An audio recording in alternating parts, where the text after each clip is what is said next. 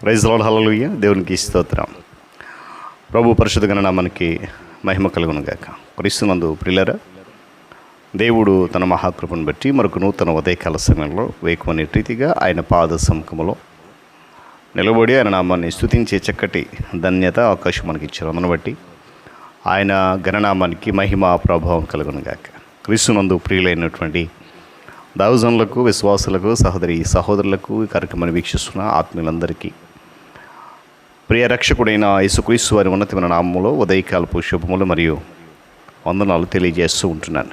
మీరందరూ బాగున్నారు కదండి? చాలా సంతోషం. రండి, ఈ దినము కూడా మిమ్మల్ని ప్రేమతో నేను ఆహ్వానిస్తూ ఉన్నాను. అనుదిన అభివృద్ధి ఉదయకాలపు ధ్యానాలటువంటి ఈ ఆధ్యాత్మిక కార్యక్రమంలో నాతో పాటు పాలుభాగస్తులు కండి, వాక్యాన్ని ధ్యానించి దైవాశీర్వాదాలు పొందండి. ఉన్నాయా బైబిల్స్ దగ్గరలో? తెరచి చూడండి. లేని పక్షాన్ని చదివే మాట విని గ్రహించి వాక్యదానంలో పాలుభాగస్తులు కండి. నేటి దిన ధ్యాన వాక్యంగా యెషయా గ్రంథము 43వ అధ్యాయం 1వ వచనంలో ఒక మాటను చదువుతా ఉన్నాను. నేను నిన్ను విమోచించి ఉన్నాను, భయపడకము. పేరు పెట్టి నిన్ను పిలిచి ఉన్నాను, నీవు నా సొత్తు. దేవుడు తన పరిశుద్ధ లేఖన మాట మనందరి కొరకు దీవించును గాక. తలలోంచి కన్ను మూసుకుందాం. ప్రార్థన.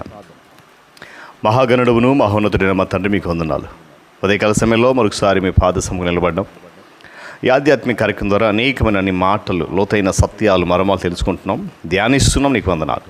అట్టి కృప, ధన్యత, జ్ఞానం మీరిచ్చారు. నిశ్చితమైతే ఈ దినం కూడా వినబోతున్న మాటలలోనే ఉన్నటువంటి శ్రేష్టమైనటువంటి మర్మాలు, లోతైన అర్థాన్ని గ్రహించే కృప దయచేయండి. మీరే మహిమ పొందండి, దీవించండి. యేసు నామమున అడుగుతున్నాం తండ్రి, ఆమేన్. చాలా సందర్భాలు పిల్లలు, చాలా సందర్భాల్లో ఈ మాట విన్నప్పుడు కొంచెమంత అతిశయం. దేవుడు నన్ను పేరు పెట్టి పిలిచాడు కదా, ఎప్పుడన్నా అనుకున్నాం మనం? గమనించాలి. దేవుడు మనలను పాప ఊపి నుంచి విమోచించి పేరు పెట్టి పిలిచి ఏమంటాడు, నువ్వు భయపడొద్దయా, నీవు నా సొత్తు అంటాడు. చూడండి, ఈరోజు చాలా సందర్భాల్లో క్రైస్తవ నేపథ్యం గల విశ్వాసుల కుటుంబములు మనం గమనించినప్పుడు క్రీస్తును అంగీకరించిన తర్వాత, క్రీస్తులోనికి వచ్చిన తర్వాత, లేక లోకానుసరైనటువంటి ఆ సాంప్రదాయ బద్ధమంతా కూడా విడిచిపెట్టేసిన తర్వాత తప్పనిసరిగా నీటి బాప్తిస్మం అనేది ఉంటుంది క్రైస్తవ్యంలో. ఇది ఆనాటి నుండి, అనగా యేసుక్రీస్తు ప్రభువారి కాలం నాటి నుండి కూడా మనము ఆచరిస్తూ ఉంటున్నాం. ఎందుకంటే నమ్మి బాప్తిస్మం పొందినవాడు రక్షించబడతాడని వాక్యం చెప్పినట్లుగా ఆ నీటి అనుభవంలోనికి, లేక బాప్తిస్మ అనుభవంలోనికి నడిపించబడుతూ ఉంటారు. అయితే ఇక్కడ ప్రశ్న ఏంటనంటే, ఆ నడిపించబడేటప్పుడు చాలామంది పేరు మార్చుకోవాలా వద్దా అనేటువంటి సందిగ్ధం ఉండిపోయే పరిస్థితులు మనం చూస్తున్నాం. మన భారతదేశంలో ప్రత్యేకించి హిందువుల మధ్య అనేకమైనటువంటి పేర్లు దేవతలకు సంబంధించినవి ఉంటాయి. అటువంటి పరిస్థితుల్లో ప్రజలు క్రీస్తును అంగీకరించడానికి సిద్ధపడి బాప్తిస్మమునకు అంగీకరించినప్పుడు మీ పేర్లు ఖచ్చితంగా మార్చబడాలి అని కొంతమంది బోధకులు ఒత్తిడి తెస్తారు. ఇది తప్పనిసరా అనే ఒక ప్రశ్న మనం కనుక జాగ్రత్తగా పరిశీలన చేయగలిగితే, దేవుని వాక్యానుసారంగా దేవుడు కోరుకుంటే ఏంటంటే, నువ్వు పేరు మార్చుకున్నావా లేదా అనేటువంటి చూడట్లేదు ఆయన. నీలో ఉన్నటువంటి ఆ ఖచ్చితమైనటువంటి నమ్మకం, లేక ఆ విశ్వాసం, దేవునిలోనికి నువ్వు వచ్చినప్పుడు నువ్వు ఆయన పట్ల చూపించిన విధేయత నేను చూస్తాడు అనేటువంటి వాక్యాన్ని మనం గమనించాలి. భారతీయ క్రైస్తవులమైన మనము భారతీయ పేర్లని, హిందూ పేర్లని, పాశ్చాత్య పేర్లని, క్రైస్తవ పేర్లని తరచుగా అనుకుంటూ ఉంటాం. పిల్లరా, మనకు పాశ్చాత్య దేశ పేర్లు భారతీయ పేర్ల కంటే కూడా అత్యుత్తమమైనవి కనపడతాయి, ఉన్నతానికి చాలా బాగున్నాయి అనిపిస్తాయి. ఇంగ్లీష్లో బ్లాక్ స్టోన్ అనేటువంటి పేరు ఉంది. భారతీయ భాషల కంటే ఇది చాలా బాగుంది కదా అనిపిస్తుంది కదా. దాని అర్థం బ్లాక్ స్టోన్ అంటే ఏంటి? నల్ల రాయి కదా. అదేవిధంగా తమిళంలో మురుగన్ అనే పేరు ఉంది. ఇది ఒక హిందూ దేవత పేరు, కానీ దాని పేరు ఏంటని తెలుసా? దాని అర్థం ఏంటో తెలుసా? అందమైనది అని. మనం ఈ పేరును ఎట్టి పరిస్థితుల్లో కూడా అంగీకరించాం కదా. కానీ మన పిల్లలకు అపోలో అని, కొడుక్కి అపోలో అని, కూతురికి డయానా అని పేరు పెట్టి పిలుస్తాం. వాస్తవానికి పేర్లు గ్రీకు భాషలో మనం గమనిస్తే గ్రీకు దేవతల పేర్లు ఇవి అపోస్తల కార్యాల గ్రంథంలో ఉన్నాయి. అపోల్లో అంటే ఏంటో తెలుసా? నాశనం చేసేవాడు, దాని అర్థం అది. అది సంగీతం యొక్క లేతప్రాయపు దేవుని పేరు, లేతప్రాయపు దేవుని పేరు. ఈ పేరు అపోస్తులలో ఒకరు ఉండింది. ఆ వ్యక్తి ఈ పేరును మార్చుకోలేదు, గమనించాలి, ఆ పేరును మార్చుకోలేదు. మనము వేరొక దేవుని పేరు ఉచ్చరింపకూడదని నిర్గమకాండంలో యెహోషువ గ్రంథంలో ఆజ్ఞాపించబడ్డాం. పిల్లల పేర్లు మార్చాలి అని ఒత్తిడి చేసేవారు ఈ వాక్యాన్ని ఉదహరించి చెప్తూ ఉంటారు కొన్నిసార్లు. మనము విగ్రహారాధనకు దూరంగా ఉండాలన్నది దీని అర్థం. మనము పై ఆజ్ఞను అక్షరాల తీసుకున్నట్లయితే, అక్షరాల దాన్ని పాటించాలి అని అనుకుంటే, కొన్నిసార్లు మరి బైబిల్లో చాలాసార్లు వ్రాయబడినటువంటి అష్టారోత్ అని, బయలని, అస్తమీదేవి అని ఇలా చాలా పేర్లు ఉన్నాయి. మరి వేరే దేవుని పేరు ఉచ్చరింపకూడదు అని చెప్పినప్పుడు చాలాసార్లు ఈ మాటలు మనం చదువుతూ ఉన్నాం కదా, ఎలా చదువుతున్నాం మనము? ఒకసారి ఆలోచిద్దామా? ఇలాంటి పేర్లున్న వారిని మనము ఎలా పిలవగలం కదా?